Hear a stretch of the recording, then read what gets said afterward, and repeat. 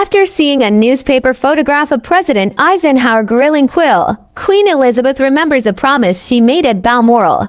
She had said she would send him her recipe for drop scones. In her warm letter, she finally keeps that promise, showing how food, memory, and friendship can cross even the most formal boundaries.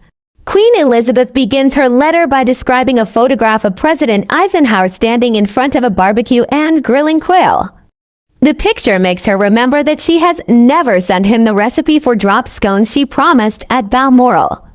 A public image creates a private memory, and the letter begins with this warm, human connection rather than formal political language. Queen Elizabeth remembers the Eisenhowers' visit to Balmoral with pleasure. During that time, she promised to send President Eisenhower her recipe for drop scones. Her letter is personal because it does not focus on ceremony or politics.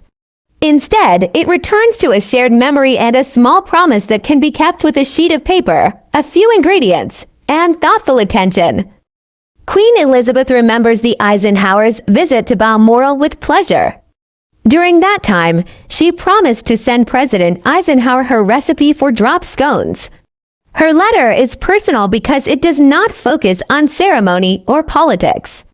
Instead, it returns to a shared memory and a small promise that can be kept with a sheet of paper, a few ingredients, and thoughtful attention.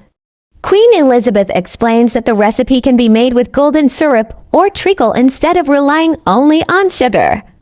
This small suggestion gives the instructions a conversational quality. She is not presenting cooking as a rigid formula. She is sharing the kind of practical choice an experienced cook makes when preparing something for real guests. The Queen's instructions are practical but precise. Beat the mixture well, add the ingredients carefully, and do not let it stand for too long before cooking. These details turn a short recipe into a lesson about attention. The final result depends not only on what goes into the bowl, but also on the care and timing used by the person preparing it. The typed recipe calls for flour, castor sugar, milk, eggs, bicarbonate of soda, cream of tartar, and melted butter.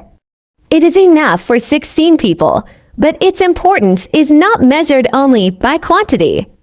These ordinary ingredients preserve a moment shared at Balmoral and turn a friendly promise into something that can be repeated in another kitchen, another home, and another generation.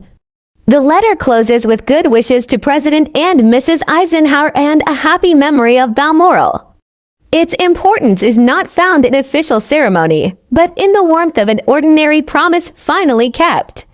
The drop scones recipe becomes a quiet form of friendship and personal diplomacy history remembered through hospitality, shared food, and a thoughtful handwritten message.